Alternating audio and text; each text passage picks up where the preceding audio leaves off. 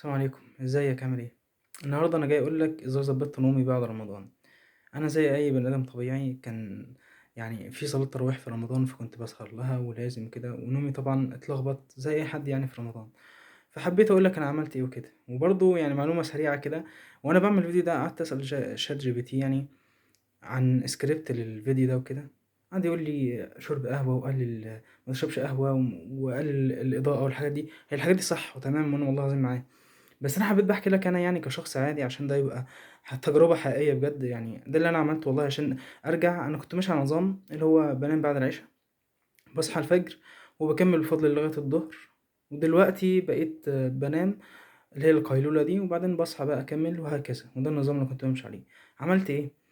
رحت صاحي في يوم تقريبا يوم العيد تقريبا.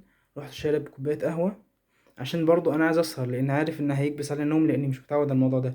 وبرضو جهدت نفسي شوية عشان استحمل واقعد لغاية الظهرية. فعملت كده، شربت القهوة، استنيت فضل لغاية الظهر. نمت ريحت شوية لاني وصلت لغاية الظهر مكنتش قادر بصراحة. ريحت، رحت صلاة الظهر وجيت بفضل الله. ريحت لغاية العصر، صحيت. وبعد ما صحيت كملت بقى لغاية العشاء، وده اللي انا عملته يعني. فانت عشان معلومة عشان تعرفها ببساطة، انك يعني لازم معلش اليوم ده تضغط على نفسك يوم كده وتستحمل.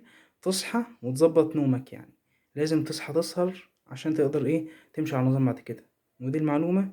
وربنا يوفقك وربنا معاك. وفي كمان لينك قناة التليجرام احطها في التعليقات، لان مفيش حد بيشوف الوصف خالص، او محدش بيعرف يوصل يعني في الريلز وكده. فانا هتلاقيه الرابط تحت بتاع قناة التليجرام، بنزل عليه ورد يومي. رابط الصحبة الصالحة لو حابب تشوفه وتدخل معانا وتشرفنا وتنورنا. وبس ما تنساش في الاخر ان ربنا في ظهرك، وتصلي على النبي عليه افضل الصلاه والسلام قبل ما تطلع من الفيديو.